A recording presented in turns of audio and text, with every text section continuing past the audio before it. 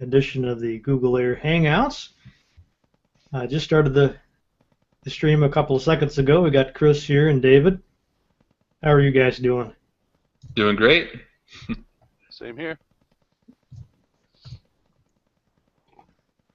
So what's new with you guys? You played anything exciting? Well, other than Fallout 4, I've actually been getting into the original Quest for Glory game, which I never played through all the way.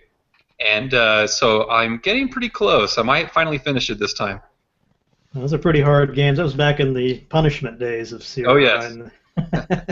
You get all the way to the very end and find out you didn't get something at the beginning, and whoops. Right. Although I think Quest for Glory is one of the few that there's usually 2 or 3 ways to get past a puzzle, right? I think so. It looks that way, yeah. It kind of depends. That's my favorite adventure game from Sierra, and it's got multiple solutions, but since you have to pick a class, you're not always going to be able to use all of the solutions. Right, so what works for, say, the rogue wouldn't work for the mage or whatever, right? Right. Just to give an early example, like there's a bird's nest you got to get to, and you're probably past this part since you've been playing for a while. Yeah. Do you know what I'm talking about? Yep. Yeah. So you can climb the tree, you can throw a rock at it and knock the nest down, or you can use the fetch spell as the magic user. But you can only climb if you've got climbing skill. You can only throw if you've got throwing skill. And you can only use magic if you've got the magic skill. So. Right. Have you guys ever played the Quest for Infamy adventure game? Not yet. I had never tried that one. I know what you're talking about. It's the guys they did a remake of Space Quest 2 and King's Quest 3. Yeah, I think they're called what's the name of their company? Shoot. BT. Anyway, I'm in touch with the developers of those games, and they sounded like they'd like to do a match chat. They just came out with a new one. It's like Order of the Throne or something like that. That sounds familiar. Order of the Thorn, the King's Challenge. Infamous Quest, that's their name. Right. What do you guys think about those guys? I played the Quest for Infamy just a little bit, but not enough to really, have much to say about it. To be honest, I didn't get that far because the writing just it wasn't flowing for me. I was having trouble getting into it. I saw some pretty funny jokes at the beginning. I think you can examine the grass, and it's like 2 or 3 paragraphs of funny text about what the grass looks like. I seem to remember that. Nice. That sounds cool to me, but yeah, I haven't tried it out yet. Yeah, I might see about those guys. I got those guys. I've got I don't know if you guys, did you see the latest match chat with the bit at the end of that Swords and Sorcery game? Right. I've never played that. Yeah, that guy's one. Oh, you've played it? No, I've never played that one. I played it a little bit. It seems to be pretty good if you like the old Might and Magic games. It's definitely rated highly from everything I've read. Charles Clerk, I think's his name. He was really excited to be on the show. I think he really appreciates the publicity for his project. So.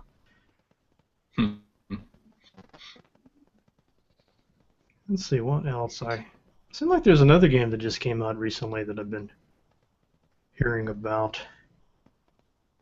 What was that game? Anyway, I was going to ask you guys if you've played the Pillars of Eternity, the DLC for that.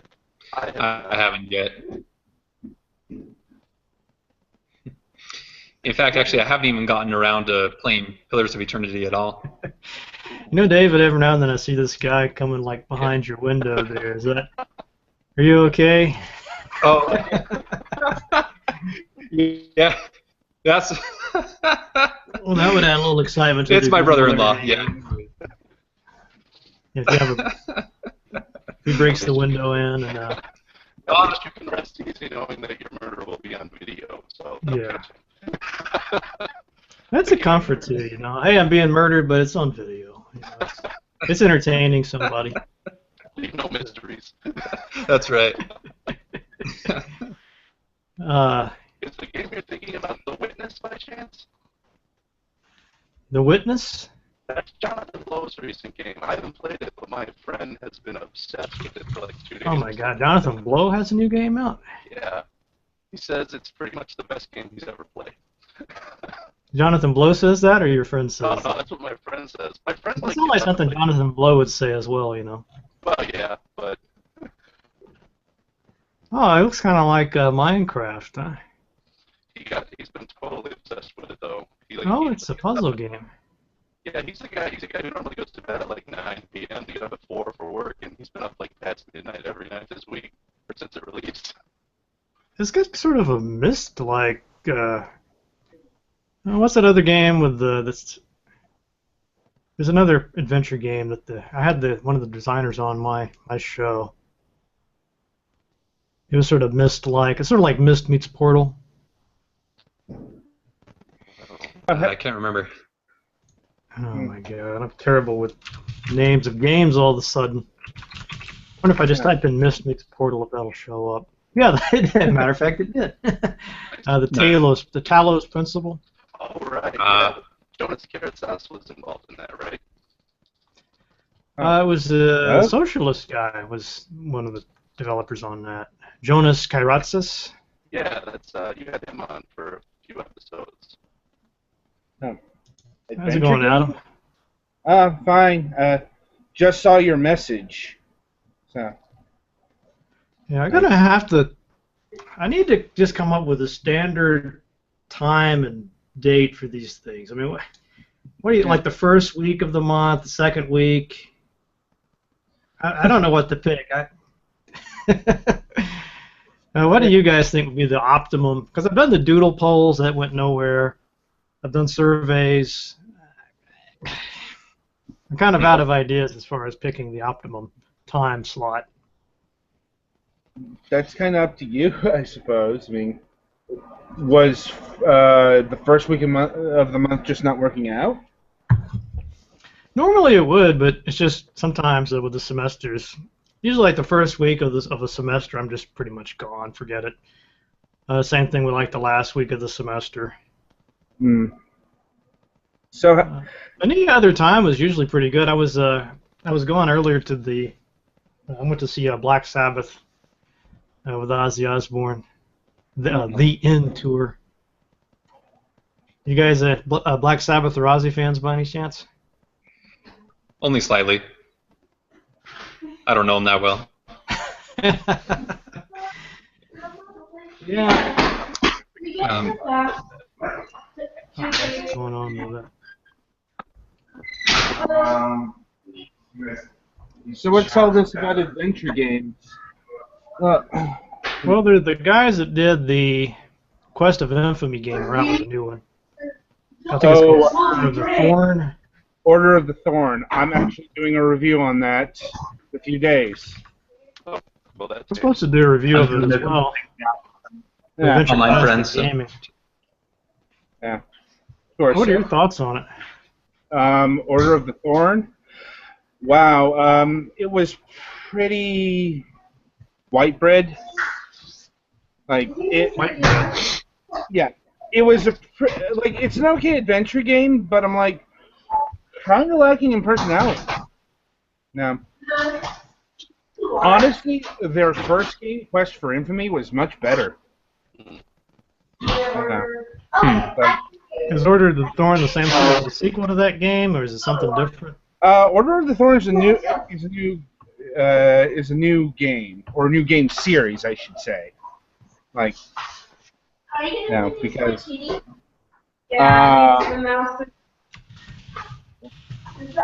I got old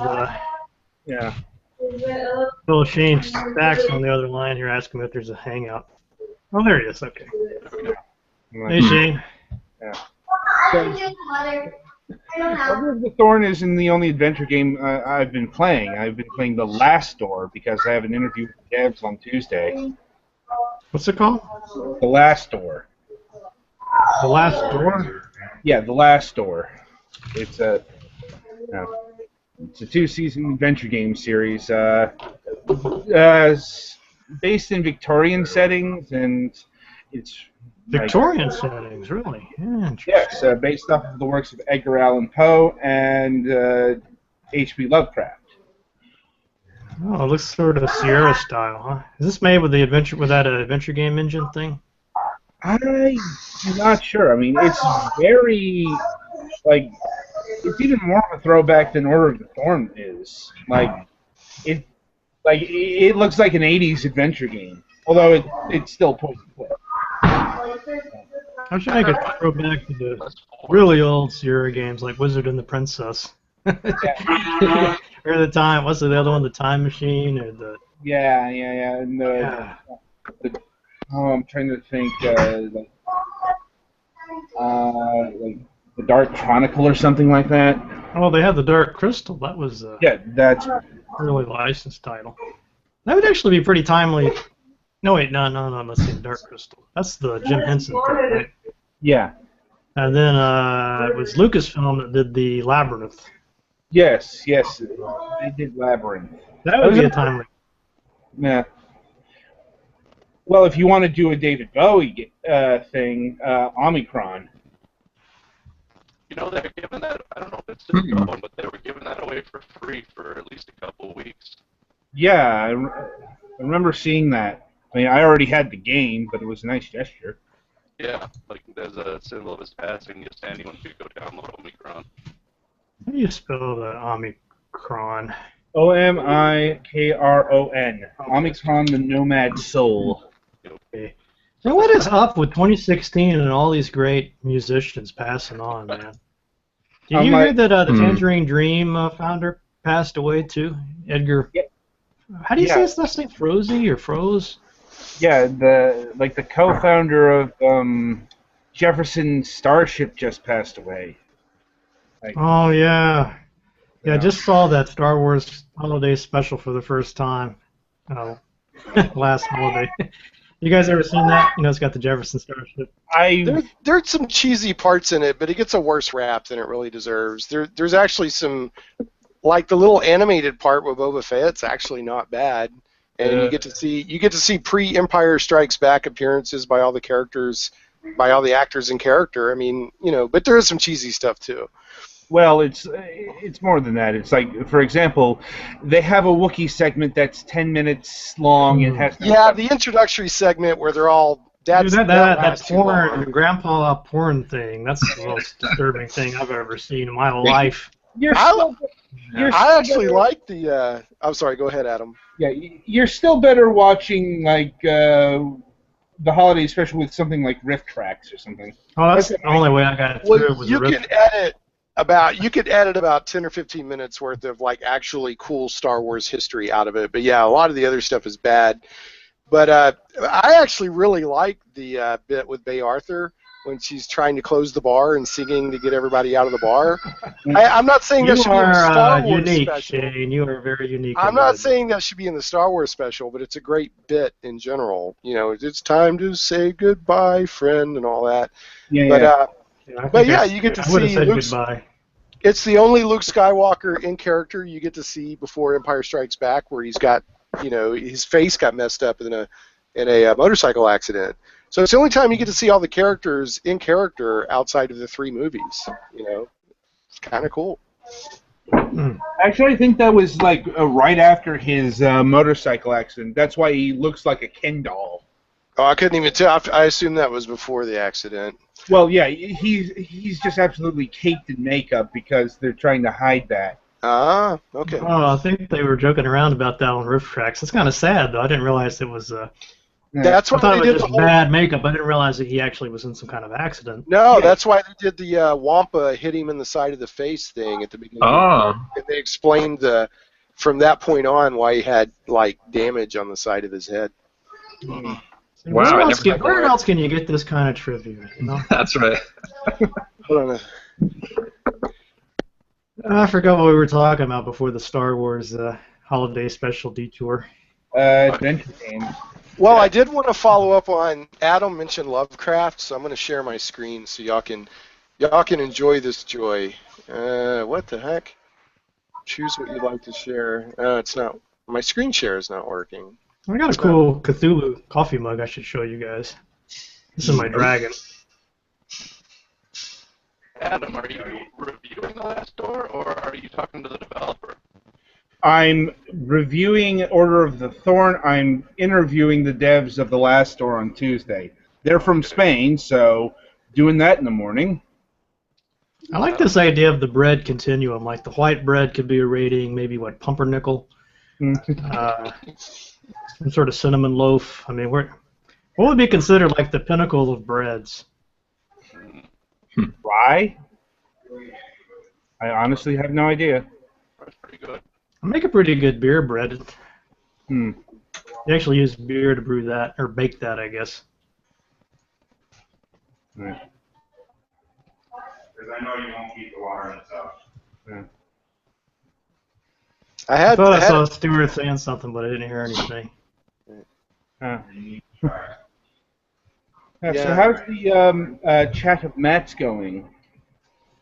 Well, I've been working on that Risen game the past couple of days. I don't know if you guys have seen it. Yeah, that's the pirate RPG, isn't it? Yeah, Piranha Bytes. Yeah, I think it's the same guys that did the Gothic series, or some of the same guys. Yeah, I think so too. Unfortunately, it's one of those games where you have to spend like 16 hours with it to get to any substantial. You know, I still feel like I'm in sort of the introductory part of the game. You know, like those battles. Oh my God, I had to fight everything like 3 or 4 times to get past it. This is Risen or Underrail? Risen. Risen. It's actually a pretty good game though. I'm enjoying it. Yeah. Isn't there like a couple of them now? I think they're up to like Risen 3 or something. I think there's maybe 2 or 3. I don't know when I haven't even looked at when that came out. Hold on a second. I think is that Stuart. Yeah, he said that he's having to type. He said he wished that The Last Door had a box version. That's what he was trying to say. I guess he's having to type his comments in. Risen 3 is on Steam. It says released August 12th, 2014. Wait, what's this? It says maybe they'll get an Indiebox. What is Indiebox? Is that where people make boxes for games that don't have them? More or less, yes. Yeah. Huh. Really? That sounds awesome. It's a monthly service. It's like I know like a couple of games have done that I've covered, like Teslagrad. Do you want to watch? Indiebox. I haven't ever heard of this Indiebox. Is it like these loot crates that you don't know what you're going to get each month? It just shows up. I think so. I think LGR did a video on it, the indie crate thing, a while ago. Yeah, you did do an Indiebox video. Yeah, so that's where I heard it. You guys seeing anything? It's just black. Yeah. Yeah. Oh, that's a very impressive box. Do they do just RPG games or any game? No, I think it's just mostly indie games. Like I see Rogue Legacy's been done, Guacamelee has been done. Can you guys see it now? Yeah, there we go. There's Loot Trousers. Yes. Hey, Rogue's I Legacy. think that's Chris. Your audio is really garbled, man. You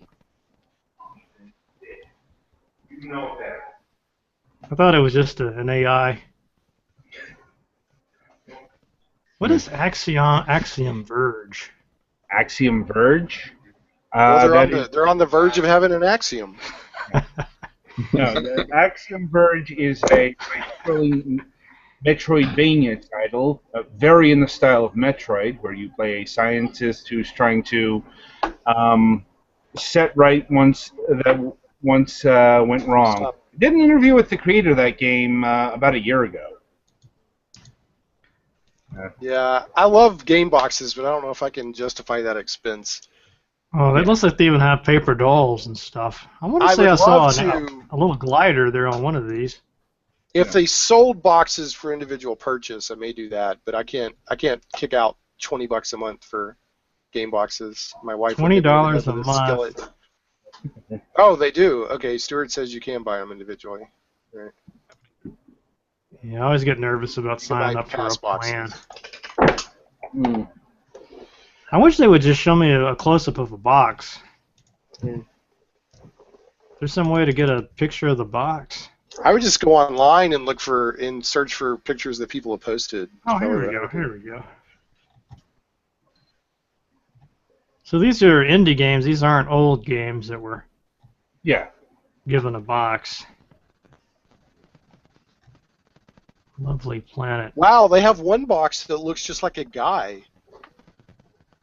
Okay, I'm kind of intrigued by this one. Here you go, buddy. What was that, Shane? They had a picture of a guy. I was like, look at that. That box just looks like just a guy. That's the most creative box I've ever seen. Oh. Ta-da. Here you go. Yeah, I wonder how many people actually buy shirts like this, you know? A lot. Just it says Indiebox. I mean, who cares, right? I'd rather have one with a game on it. Whoa. Now, see, you get more than just a box, looks like to me. Yeah, you get it's like in the old days when you got cool stuff. Looks like some kind of scroll or something down there. Supreme or veggie, or really anything. Sorry, guys, I'm chatting with people. I wish that I could.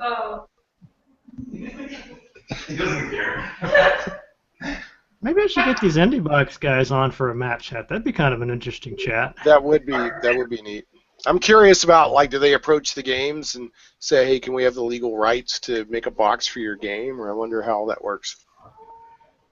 Yeah, that would be pretty fun if you were a developer and you just logged in. So I send you a box copy of your game. You're like, what the heck is this? Yeah, with an onk and a cloth map.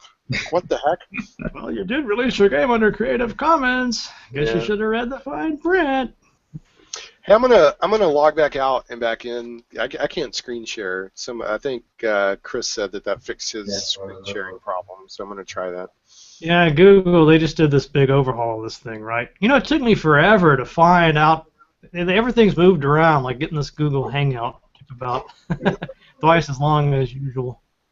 I read something they're actually supposedly going to do away with the Hangouts. Did you guys see that?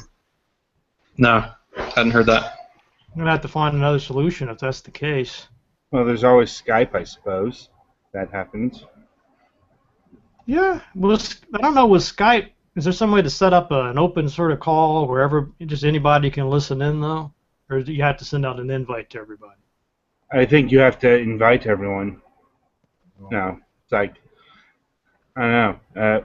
Although I've certainly not heard that they're doing away with the Hangouts. Yeah, I thought I saw something along those lines. Maybe I was mistaken. So according to Stewart here, the Axiom Verge is selling for $100 plus. What, the box? Well, I guess it's the box and all that other sort of stuff. Oh. Let's see. What do you guys think is the coolest? What's the word? Feely? Sort of coolest box set of a game, you know, accessory of all time. I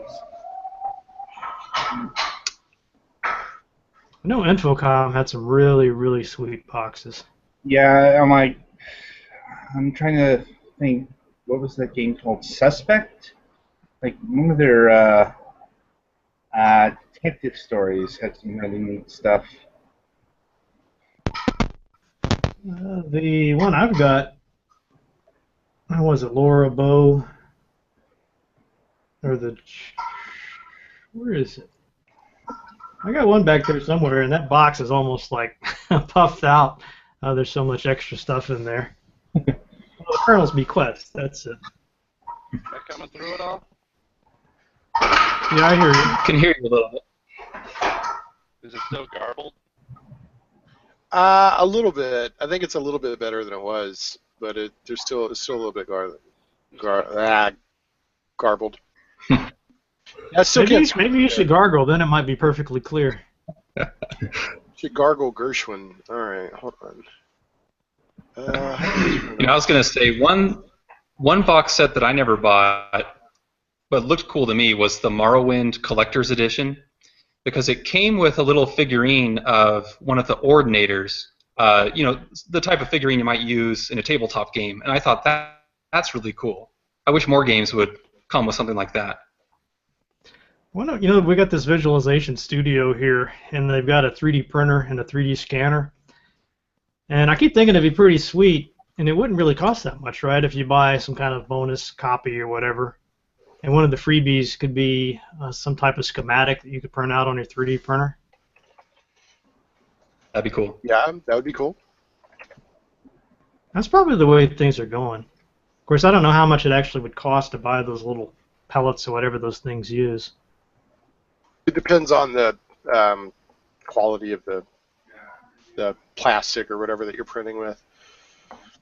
That's one thing I've noticed. I've seen enough 3D printed stuff now that both the quality of the 3D printer, and obviously this helps explain what I'm talking about when I waggle my finger around like this, and the quality of the material can have a huge difference in the quality, because like these things actually have kind of a resolution, right? Like how many layers they put on it and how fine the layers are and all that. Because some of them just look striped. You can just really obviously see where the individual layers were kind of let down on top of each other or put down on top of each other. Kind of like the old dot matrix printers where you could see the little lines.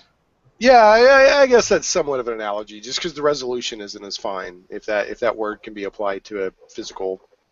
I didn't realize how slow those things were. I mean, this guy's he's making like a little tiny chess piece, and that basically takes like 12 hours. Well, again, that depends on the printer. The little consumer versions you get at home are going to be really slow. I mean, these things are getting more common, though. I saw one at Barnes & Noble around Christmas. It was just at Barnes & Noble for like $300 or something.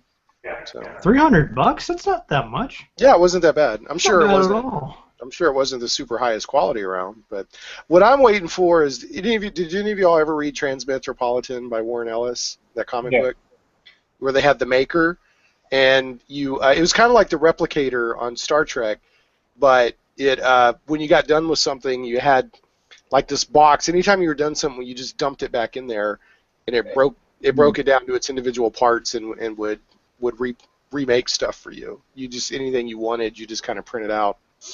I think the first thing I would try to print out is another 3D printer.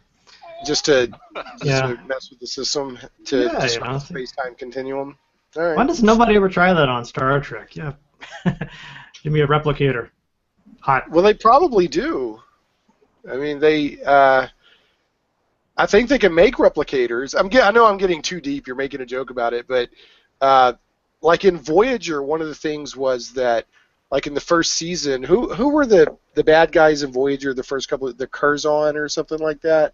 They were kind of like nomad people, but they wanted the replicator technology, And Janeway was like, "Well, we can make that for you, but we're not going to give that to you because it would disrupt the balance of power in this sector or whatever." Yeah. Voyager. My favorite question on Star Trek is the deeper philosophical question of when you get transported, do you actually get destroyed and just a perfect copy of you with the memories is made? I love that debate. Hmm. And in Star Trek with the pseudoscience, they're like, yeah, it's you, right?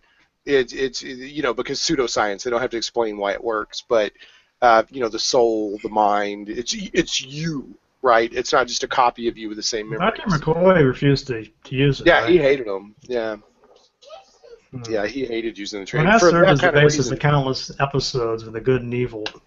Mm-hmm. Yep, splitting off. Exactly. Yeah, right. It's like you get the evil Riker and all that, or not the evil Riker, but the Riker that was. It makes you wonder, though, if you had some kind of transporter accident, would the other one be the evil you, or would it be the good you, and all along you've been the evil you?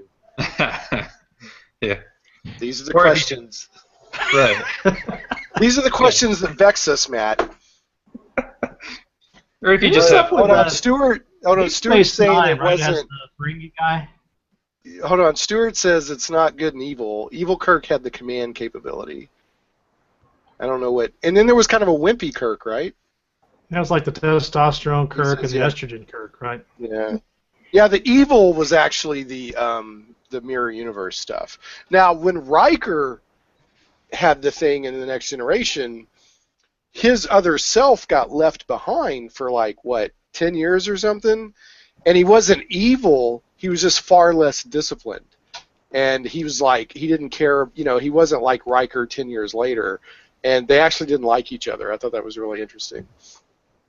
And like I have to go the back old, and watch that. yeah, and in fact he joined the one that got split off rejoined. Hold on, my son's trying to get in. And he wants to watch Mickey Mouse. Hold on a second, buddy.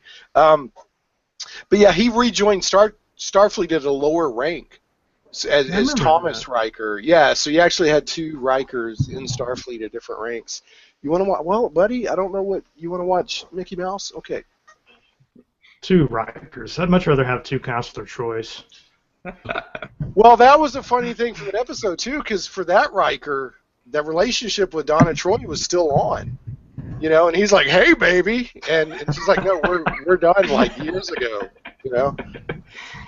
Oh man, what does she call him? Imzadi? Yeah, Imzadi.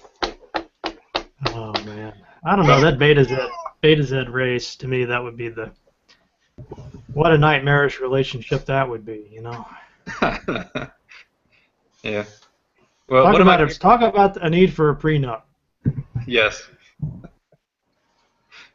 One of my favorite questions in a philosophy class I once took was, in a case like what Shane was describing, if you have two exact copies of someone, if there was a crime committed by that person prior to that split, okay, would both copies need to receive the same punishment? And to most people in the class, they said, well, yeah, I mean, if it's the same person and there's some crime that they're guilty of or whatever, sure. But some people really argue with that. They didn't feel comfortable with that. They thought, no, we're not going to put two people in jail, and they couldn't handle that. Well, wait a minute. Let me see if I understand this right. So somebody commits a crime first. I'm like, Get cloned. There's a real world version of this. It's when one of a set of identical twins commits a crime, and they don't know who did it. Oh.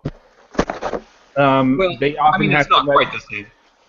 Well, it's like they often have to let both off because here's the thing: like DNA evidence, helpful most of the time, but in the case of identical twins, it's the same DNA. So if they can't determine who did it, they can't imprison both. You know, they can't imprison an innocent person, so they have to let the guilty party off. That makes sense. Hey, that's the sequel to Creating a Murderer right there. Making a Murderer. Right? But back to and I missed some of that, but back to the original philosophical point that was posed. Mm-hmm. If the crime was committed before the split happened, but when the split happens to the exact same person, you have to put them both in jail. Right. That's how I feel. Yeah. Yeah, because if you put one in jail, why not the other one? They're both equally guilty. Now, if the crime happens after they're split and only one of them did it, you can't put the other one in jail just because they have the potential to do it, right? Yeah. What a great example, though, for like an experiment to see the effectiveness of, the penal system, right? Or are you talking about, does the penal system make criminals? Or just, try different tactics. Like, what do they call that? Rehabilitation? A couple different methods and see which one has the higher recidivism. Right. Hey. I'll tell you what would be interesting is if someone if they committed a murder and you cloned them, and then you pulled that scene from the Joker and The Dark Knight Rises where you split a pool stick in half, and you said whichever one of y'all survives this gets to get out of prison, and then two clones fight. That would be great. No? Okay. It's not philosophical, but it'd be interesting. But I got another philosophical thing here to bring up. More sci-fi is doing this. Minority Report did it, and some others. The pre-crime thing, where they predict the future and they say, we know you're going to commit this crime, so we're going to go arrest you before. Yeah. So they had the pre-crime division based on the precognitive or whatever people. So it's like Matt Barton, we know that tomorrow at 3 o'clock, you're going to kill a rat in a computer game, right? You're Gonna happen, yeah. It's going to happen at 3 o'clock. So at 2:59, the SWAT team smashes in through the windows and arrests you. Like, we know by looking at the future that you were going to do it, but we arrest you before it actually happened. Well, like That's a really interesting... That's exactly what I'm talking about. Yeah, this more and more sci-fi is doing this. Minority Report's probably the most well-known. It's like, can you really arrest somebody before the crime happened? It's really not even that much science fiction, because I mean, with all the statistical and predictive sort of science they've got now, they can be reasonably sure somebody's going to be a repeat offender, let's say. Well, this is Minority Report applies to people who've never committed a crime, though. Yeah, the actual answer is no. You can't arrest somebody for pre-crime because they haven't committed the crime. And thank God. Yeah, here's the paradox. If you arrest somebody for like doing a murder and they haven't done the murder, then there was the murder never happened. Right. Yeah. Right. That's kind of where the moral dilemma comes in, like, or maybe the logical dilemma. It's a dilemma of some kind. You know, and in terms of reality, you can't arrest somebody for just thinking of the crime. They have to actually be preparing to do something before you can move in. I think about all the murder mystery authors that would have been arrested if that wasn't the case. Yeah, like Agatha Christie should be spend most of her life in prison. No kidding. Yeah. I did get something interesting in the mail the other day. Mm-hmm. The Icebound Compendium. Yeah. You were talking about that on the last Matt chat. I've been looking at the book. You can't. I guess it doesn't really do much until you scan the page in, I guess. So now, how does this? And Stuart said he's ordered one, but he hasn't gotten it yet. But now, how does this work? What's the thing here? Well, it says you're supposed to. When prompted, show Chris pages from this book, tablet or webcam, and it's supposed to be the whole page must be in view. So I need to try this out because I'm curious how cumbersome it's going to be to try to scan these pages. But I mean, what is it's like a choose your own adventure with, I mean, what? Stuart's saying it's like augmented reality. Like what? Yeah, it's supposed to be augmented reality. I don't know. What's it called again? I'll go look it up. The something... Icebound Compendium. I guess I should probably go outside to use this.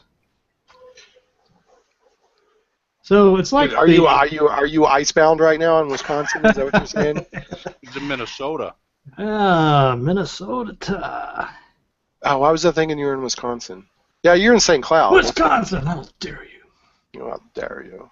We actually had, this is Arkansas, last weekend we had about 6 inches of snow, and today we're at 70 degrees. So I don't know if you can make this page out, but... It's very cold there. I mean, isn't that freaky how they knew that I was in Minnesota? That is very, very freaky. I mean, that is augmented reality right there. These pages actually change depending on who you are.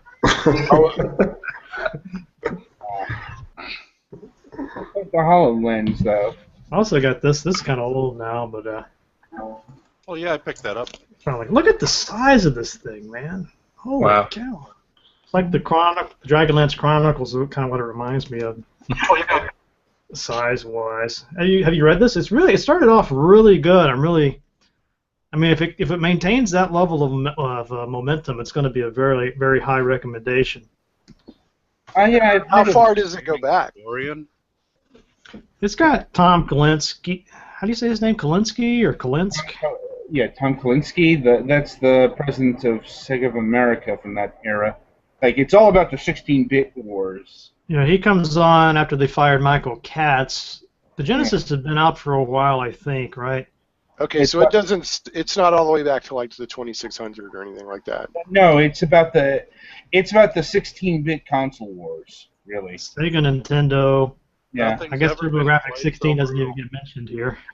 Well, yeah, because it really didn't do anything here. Can you imagine a book this size on the TurboGrafx 16?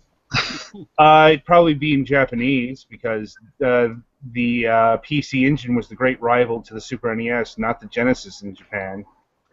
They mentioned a device in here called the SG-1000. The SG-1000 was the first console produced by Sega. Yeah, it's even before the Master First, System. yeah, it was the first version of what we came to know as the Master System. Was that ever released in the U.S. or was it Japanese only? That version was Japanese only. We got what was called the Mark III, the third version of the Master System. Yeah. They got a picture there of Michael Jackson for some reason. Because Michael Jackson collaborated with Sega. Oh, that Moonwalker game, right? Was Yes. that- Oh, yeah, Moonwalker. Moonwalker. And it was well known that Michael Jackson was a very big fan of Sega arcade games. Like he had like an Afterburner cabinet and several other Sega games. In fact, there was an article I think in Entertainment Weekly, or it was a big entertainment news thingy that Michael Jackson apparently did some of the music of Sonic 3. Which is something that's been floating around for years. And it's like it's never going to be officially confirmed by Sega for some weird contractual reason, but it's pretty much, it's pretty much been stated that he did some of the music there. I noticed that the Sega system has one of those all sort of generic consoles available at Target now. Oh. The retro console type of deal. Can you guys hear me now? Yeah. Yes. There we go. Awesome. Took off the headset and now you can hear me. Unfortunately, we got to go. No, just kidding. And that's it for this week. I know you to say right now, but... Now let's turn things over to Stuart for the next 5 minutes. Make up for the time. Let's go back. Of course, the other bit of news from it is the gameplay.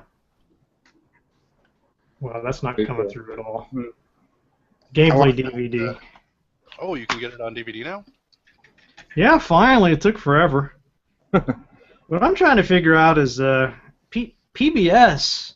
I have no idea how they did this or what's going on with this behind the scenes, but apparently PBS is the ones distributing this thing. So what I'm trying to figure out is it going to actually air on PBS somehow? It'll be one of those gifts that you get if you donate like $20. Coffee disappearing TARDIS mug, or Yeah, a copy of gameplay. I remember being a kid and watching those what do they call them, the telethons or whatever, Yeah. fun drives, and they always had that disappearing TARDIS mug. And I was just a kid because you had to spend like $500 to get one, right?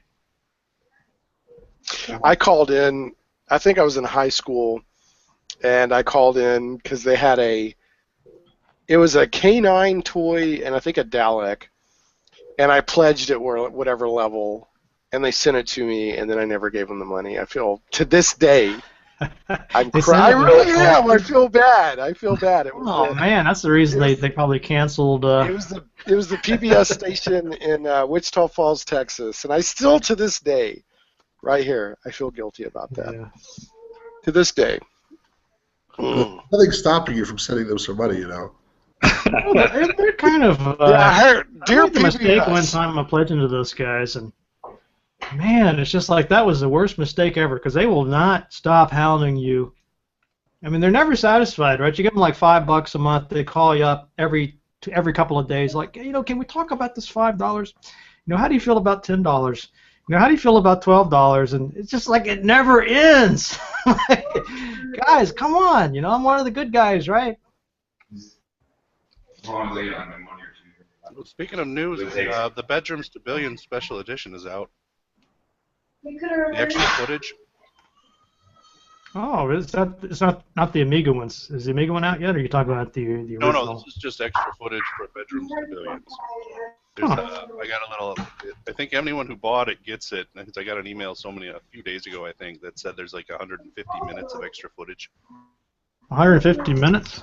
Yeah. That's probably not even all of their footage. It seemed like he said that they had. Wasn't it like 10 plus hours? Yeah, 10 plus hours. Can you imagine that? Man, that's too bad they didn't. They need to take a page from my book and turn that into like 10 million episodes. Well, they Yeah. said they wanted to do that. They said that they With were the Amiga hoping to do years? I don't know if it was the Amiga years. It was From Bedrooms to Billions. They were wanting to do a TV version of it because there were just so many stories and stuff they couldn't get to in the 90 minutes or whatever. They could do like a 24 series, where every hour in the documentary is like an hour of history. Mm-hmm. Beep, beep, beep. Did you say something, Adam? I thought I heard something there. No. I need to So, get a copy of that Bedrooms to Billions special edition because I really enjoyed that first one. have you had any luck in lining up any new interviews? Well, the guy from the Quest from Infamy. Oh, Stephen Alexander? I don't know. He didn't say his name. I contacted their PR people, and they said they'd be fine. So I would assume it would be him. Huh. Let's see who else. Charles Clerk wanted to do one. I'd actually reached out to people because I really, really want to talk to somebody that knows anything about the Might and Magic series. I've never been able to get anybody on. Yeah. I mean, I'm not even talking about JVC here. I mean, anybody that worked on any of those games, I would love to have them on. Yeah, I don't know what the heck the deal is with those guys, man. I just cannot get them on. That's the funny thing. I just had somebody who worked on one of the Might and Magic. Well, Really? Well, yeah. You talking about the latest game or one of the classics? No, like one of the spin-offs. The Rob Irving interview. He worked at 3DO and worked on Warriors of Might and Magic, I think it was called. Oh, Rob Irving. Seems like I have tried to contact him, but never gotten any response. Rob Irving? Did you go through his PR people, or did you? I went. It's like I went through his PR, and I eventually got him. But I can give you his email address if you want after And this. that would be awesome. All right. Now it's like because he's actually not working on Stardust Citizen right now. He's working on a game called Descent Underground. Oh, I remember that one. Yeah. Oh, well, that's something we could talk about. Is that did you guys follow that Heroes Song Kickstarter project? Oh yeah. With John Smedley? I mean, holy cow! Yeah, that got canceled actually. Yeah. Well, they pulled that one quick. Well, it wasn't doing well at all. Did you guys see the Sierra documentary that was canceled? No.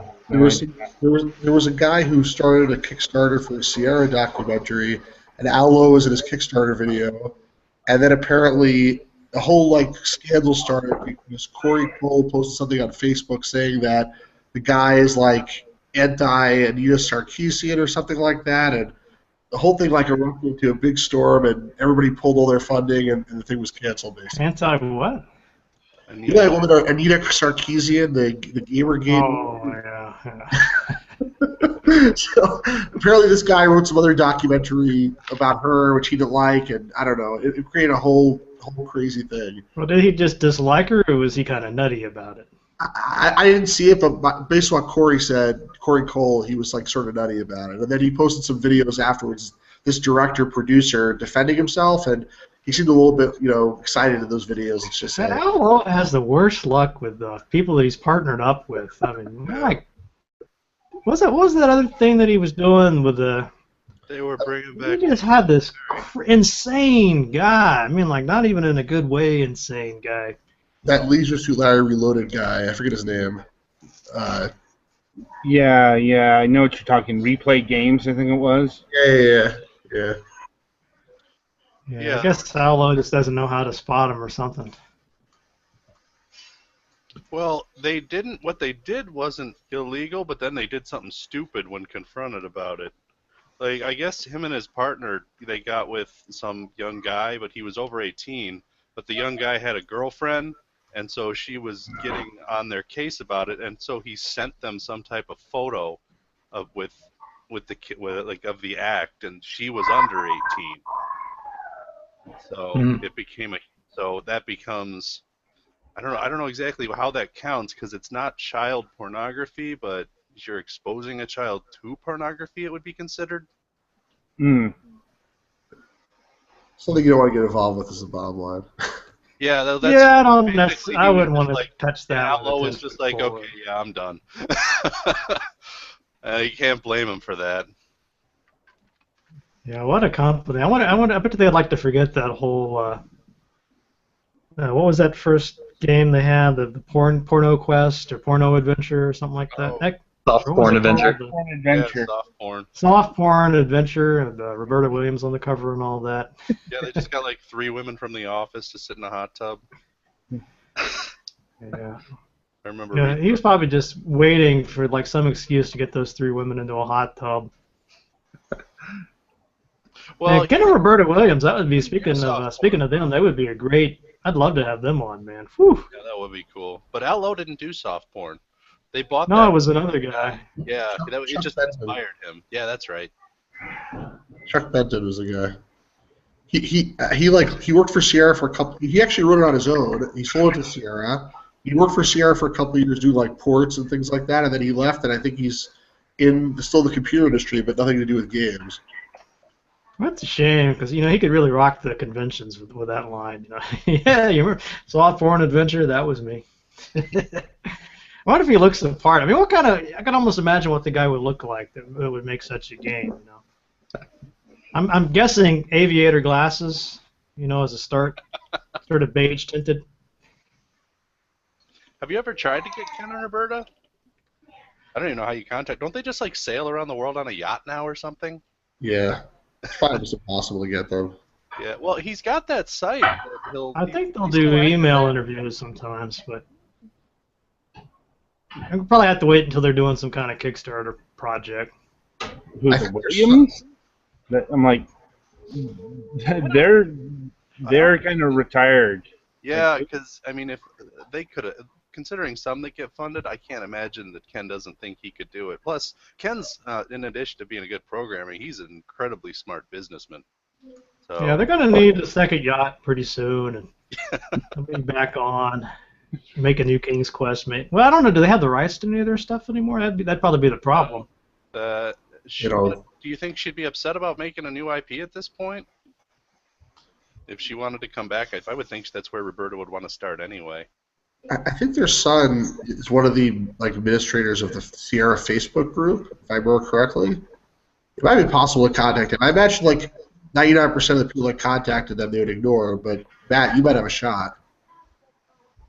I don't know.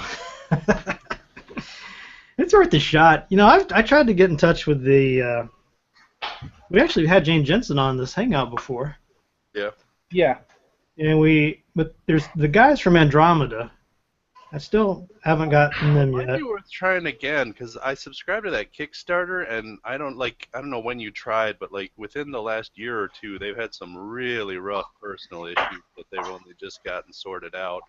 I can't remember. One of them's mother was super sick for a while, and His mother was what? he was incredibly sick for a while. Oh, that stinks. So I need to put together a wish list of the guests that I would most like to have, and just try to make a little effort every day to get some. You know who I would most like to see? Don Woods. Who?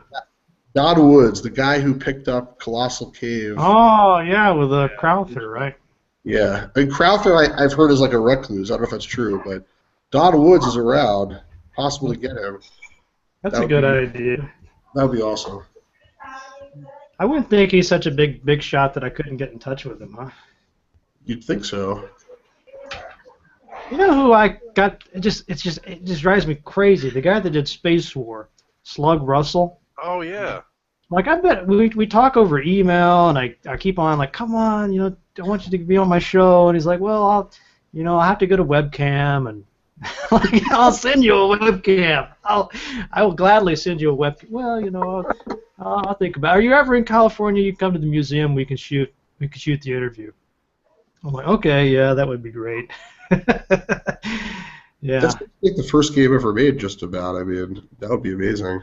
It's one of the earliest ones, and the guy, not to be an alarmist or anything, but he's getting on up there, and I don't know how long this opportunity is going to be around, if you know what I'm saying. Well, maybe one day if you get to go to GDC. Hey, I have an idea. Maybe you get a remote correspondent to go to California and interview him. That's not a bad idea there.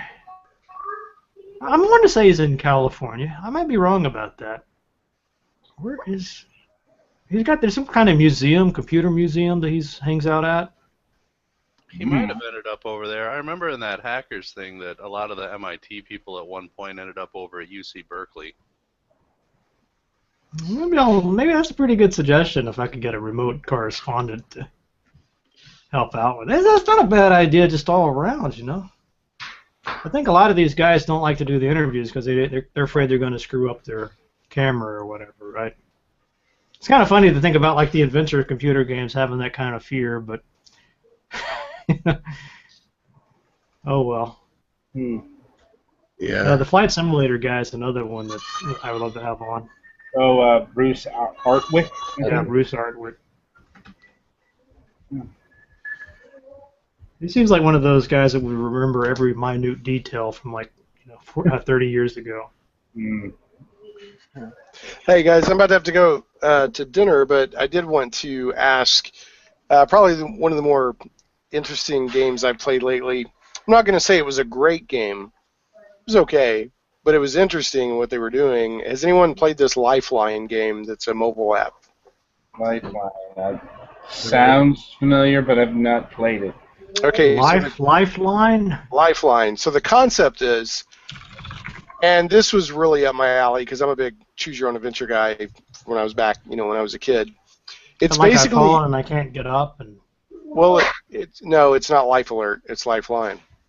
So it's a choose-your-own-adventure book that you basically play by an app in real time. And let me explain what I mean by that. The concept is that you're kind of receiving communications from someone who has crash landed on an alien planet. Oh, cool. And they're kind of like talking with you, and they're asking your advice on what to do. But what's interesting about it is it's in real time. So they'll be like, hey, should I go over here and do this? And you'll be like, yeah. And they're like, okay, that's going to take a couple hours. So you won't hear anything for a couple hours. And then they'll hit you up and say, okay, I'm here. Here's what's going on. And they may say, like, okay, I'm going to bed now. And you may not hear from them for 8 hours because they're supposedly sleeping. So is that augmented reality then? No, it's not augmented reality because it's not putting over the top of anything, but it's just it's basically choose your own adventure with timing added, right? So it has the concept of and I gotta admit, like the person you're in contact with, in my opinion, is very annoying. You're like, oh, this guy or this gal. You don't know if it's a guy or a girl. It's like real life texting, Yeah, exactly. And but you actually kind of like. Sometime, like after a couple of days, and you can play it in 2 or 3 days, maybe even just a couple of days, I can't remember. But after a while, I'm like, hey, I haven't heard from so-and-so in a while. I hope they're okay. So it had kind of an interesting, is that a dog or a cat behind David? I think that's a dog. Was that a dog or a cat behind you, David? Or is that a fox? Oh, it's a dog. Okay.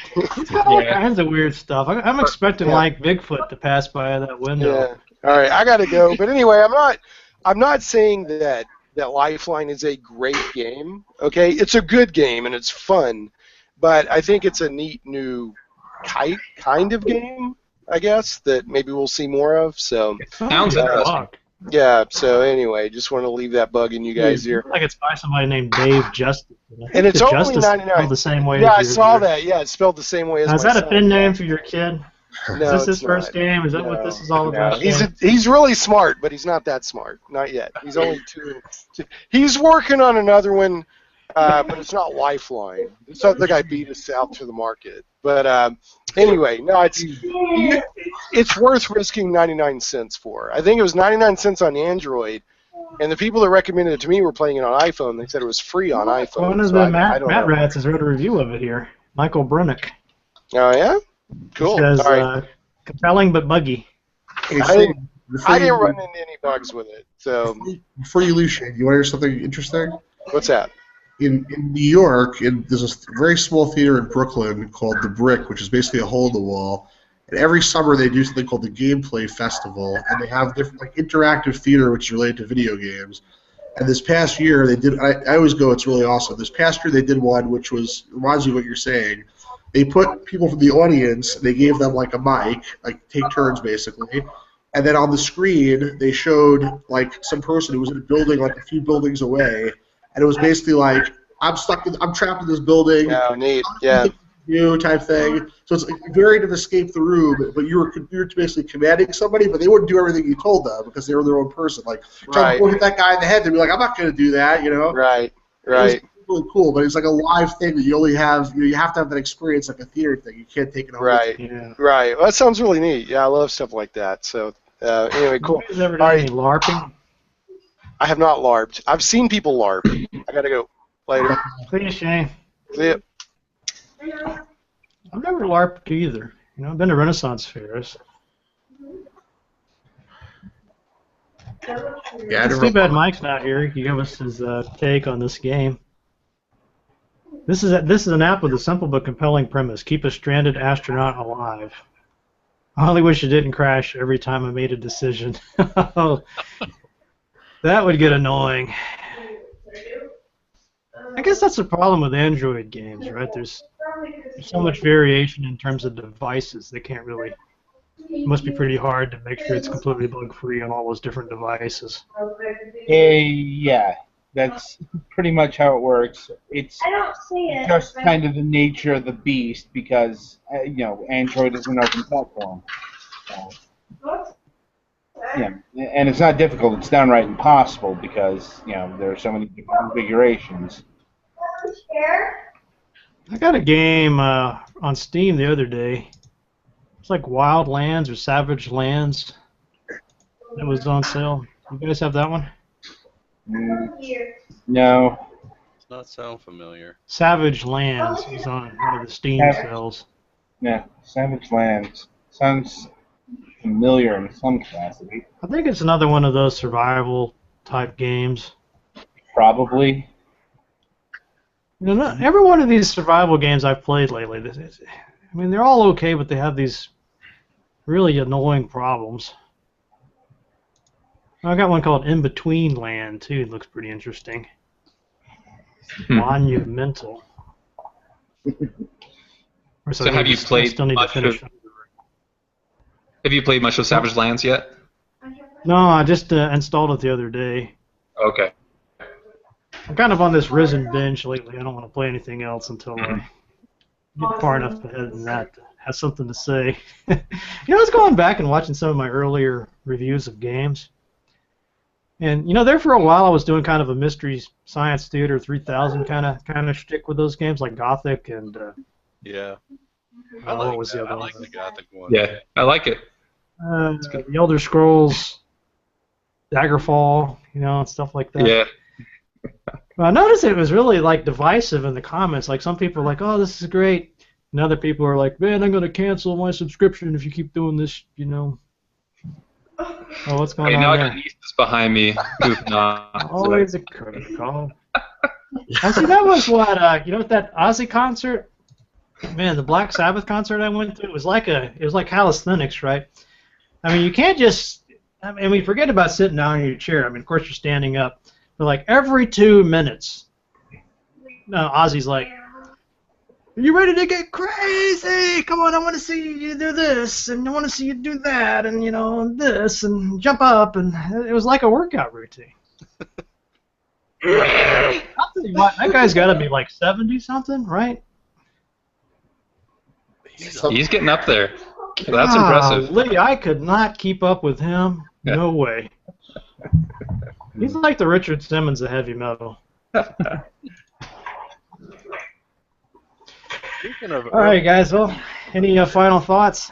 Oh, I like these suggestions for interviews. I just say I like your Mystery Science Theater stuff. I don't know if that's what I would call it, but I remember Stone Keep when you that guy, I forget the guy's name, who pops up in front of the camera and you were like, ah! Yeah. I found that very entertaining. Yeah, the little goblin dude. Well, it's fun to do those, but I guess it's kind of I don't want to make fun of the game Because I mean, and I'm not gonna trash a classic game. That wasn't trashing it. It was, No, it was no, very I didn't respectful. think. It's okay. I Yeah. think it's okay to poke fun sometimes, though. Oh yeah. I mean, just a classic game, it can still be great, but that doesn't mean it's gotten everything right. Well, it's like there's just more and more kids over there at David's place. Yeah, Probably time yeah, a couple of my nieces. too excited. Speaking of the old, like I've been going back and watching some of the older stuff too. Are there any games you've ever wanted to revisit because of the super time limitations you had to deal with right at the beginning? Oh yeah, plenty of those. I think about that from time to time, but I don't know if it would be. I kind of get stuck with, well, do I want to go back and do that, or there's so many other games I've never talked about at all. Right. Well, Well- it's a reflection of the time of you recorded it in. Yeah. So. Like Pool of Radiance, one of my favorite games, and I think it's on the screen for all of like 5 minutes. Yeah. Has anyone done a Let's Play of Pool of Radiance? And if so, how long would that take? Like, how many hours? All the way through? Yeah. Kobold Holy. attacks. Kobold attacks. Kobold attacks. Kobold attacks.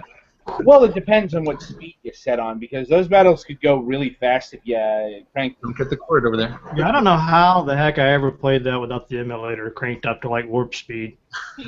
That's just I how mean, you it's so much more playable, like 200% speed. Yeah. Hmm. It's really a, what do they call that, a life comfort issue, or Life hack. a quality of life issue, the Commodore 64. Yeah. You could have the computer do all your turns and do the battle, but it would use up all your items. Like if you had like a necklace of fireballs. Oh yeah, this guy's like dust to disappearance. Yeah, I'll use that against the Cobalt. Yeah, I think some of the later games wouldn't let you turn that off, where it would say no magic items or something like that. Gotcha. I'll give it one thing though. That's the only way I would ever get through any of those games without ending the thing with like 10,000 potions though. Yeah, I'm a terrible item miser in games. Like, oh man, I might need this next round. Yeah, I don't want to use this on the final boss because there might be something else later. And a matter of fact, that game did that because you got this this horribly evil fight, and then like right after that, then you fight the dragon. Right. You're completely wiped. And I think like that whole area, there's no place to rest. Yeah. It was like 8 super duper like mages, fighters or something that you had to fight all at one time, and then right after that was Tyrant Thraxus. Tyrant Thraxus. I remember fighting him though, and killing him. Yeah. That was Tyrant Thraxus, but anyway. that was far more satisfying than like losing virginity or anything like that. Killing Tyrant Thraxus. That's a coming of age story. Those are games that would really do well on like a tablet too. Or even your phone, you could probably do some of those SSI games. Touchscreen controls would work fine with that. Yeah, they could have it so the harder you touched it, the more damage you would do. Oh man, I remember Richard Bartle, that part in the interview where he's like this was the Rogue guy. They were talking about how all the computer science majors would like be clicking harder and stuff. It's like these are guys who knew, but they'd still try it. You gotta do something. I mean, like Yeah. slamming your fist down on the disk drive or something. You ever get, with some of those games too, if you had to get the disc out before it could save your demise, so you'd be like, ah! The original Wizardry was like that. Thing on It your would disc save drive. right away. The original Yeah, Wizardry. I found it was actually better just to reach behind there and turn the disk drive off. That was much better than taking the disc out, but Make a copy before every session. Well, that was the whole reason for that stupid code wheel, was you're supposed to make copies and just play off the copies, and then, I guess keep your masters safe somewhere. Oh god. I don't think the Commodore 64, I don't remember having viruses on there. But man, I lost a bunch of my Amiga games with the viruses. That Lamer Exterminator virus. You know who else got hurt by that real bad was the Jim Sachs. Oh, yeah. He lost a lot of his artwork and that whole game project. It's terrible. Ouch. I hope he never runs into those guys that made the virus, because that probably would not be pretty. No, he looks like a formidable guy. Yeah, he was some kind of pilot, right? Yeah, and I mean now he does all he's like constructing his whole home himself basically. Castle, the moat. He might need some decorative skulls, for the front of that castle. Yeah. Yeah. What's a castle without a throne of bone? Yeah, that would be pretty wicked. All right, guys. Well, I guess that's pretty good. So I'm gonna try to get in touch with Don Woods. That was a good suggestion there. Yeah. Anybody else that you'd just really like to see? Now, Matt, check your Facebook after this. I sent you something. Okay. Yeah. Did you ever get? You did Jim Walls. I would try also. The police club guy. Oh, I've tried him many times. Oh, he doesn't respond. No, I haven't gotten any response. Oh, that reminds me, though. We were just talking about Rogue. Glenn Witchman had wrote in and said that he thinks he can get all the Rogue guys together in a room. Like a group chat. That'd be really cool. That's Yeah, something that's you guys would be interested in seeing? Sure, of course. Okay, I'll tell him. I'm pretty sure he's talking about Michael Toy. But he also had some other guys that did like the some of the ports, I think. Cool. You know who else I kind of would like to get on? For this gameplay movie, we interviewed a guy from Epix. Remember the software publisher Epix? Oh, EPYX? Yeah, he was a marketing guy for them, which you wouldn't think would be that interesting, but it was. I mean, he was very, very knowledgeable about all those different platforms and what was going on with the different systems and developers and stuff. Well, that was his job. Yeah. I mean, I just wouldn't have expected it to be so interesting to hear his take on it, but I think it's probably because the marketing back then was more involved with the rest of the company. I mean, marketing is nowadays it's just its own little unit. So is that an upcoming video? This marketing guy from Epix? yeah, I'm pretty sure he's got a couple of little snippets on here. Not nearly the whole thing. Oh, it's on the gameplay. Yeah, it's one of the guys we interviewed for this. I can't think of his name right off the top of my head. But he was one of the more interesting stories for this. They originally were called Automated Solutions. I don't know why they changed the name to Epix. I mean, if that's it's not Probably because somebody already had that name. That was usually why. I mean, that's why Sierra had to get rid of online systems. Yeah, that's true. What was it called? Automated something? Automated simulations. I said solutions. Automated Automated simulations. simulations. Yeah. I gotta admit, I like Epic better than that. Yeah. Epics. I mean, that's a name. You know who else I'd really like to see? Bob Bates. He was the guy that basically founded Legend Entertainment. What's the last name? Bates, and he's written a book on designing, it's like historian games or game design. I think actually it is game design, and he used to be pretty active in the IGDA. And I think he was in the AdventureGamers.com Christmas note this year, like that he said he's working on some new game or something. So maybe he'd be interested in actually talking. If he's got a book, then he probably wants to promote the book. So there might be some way to get him on. The book is pretty old, but I'm not sure what he teaches or what he does now. But I think he's making a new game, so that'd be Speaking of old adventure games, you guys ever play Scott Dilbert's Bible game, Bible Quest, or whatever it was he came out with? Scott Adams, you mean, right? Huh? Scott Adams. Is it Scott Dilbert? I'm just reading Scott Adams. Oh, I'm sorry, it's Scott Dilbert. Man, that's an interesting slip. Scott Adams. Yeah. I haven't played it. Oh, it's pretty terrible. I mean, I was trying to be as open-minded about it as possible. I mean, it's just like that guy just hasn't paid attention at all to any of the innovations since he was doing those text adventures back in the 70s, you know. Is it bad from a design perspective, or is it like too preachy, or both? I would say it's not really all that preachy. It's just the interface is horrible. It's like you're back to that two-word parser business. And it's been a while since I played it, but I just remember it's like every freaking puzzle I had to get all the help, in-game help and everything to figure out what it was I was supposed to input. Mm. to get past. There's this long, involved just thing with an umbrella. It's like it's raining outside. There's an umbrella. Okay, for whatever reason, you can't get the umbrella. If you go outside, you get wet, you get sick, then you can't. You have to go back inside. And you won't let you go back out again because you're sick. I mean, it's just like it's not fun. It's just kind of wanting to like jab a pencil into your ear kind of gameplay. It's not an umbrella. It's like a bumper chute or something like that. Yeah. Weird. Anybody would become the angry video game nerd trying to play that one. Well, I actually do have it. I did buy it, and I have like the hard copy, but I haven't played it yet. So I'm a glutton for punishment. One day I will try it. I think my favorite thing was it's got these sound effects built into it, So this one part, there's this long laughs like ha ha ha ha ha. You can't skip it, can't move on. You got it. Ha! And it goes on for like it feels like an hour of this laughter. And like escape, and nothing works. Maybe it's a nostalgia thing. Maybe people really he thinks maybe some people that really miss the old two-word parser thing. I don't know. You know what would be really impressive? A digitized sound.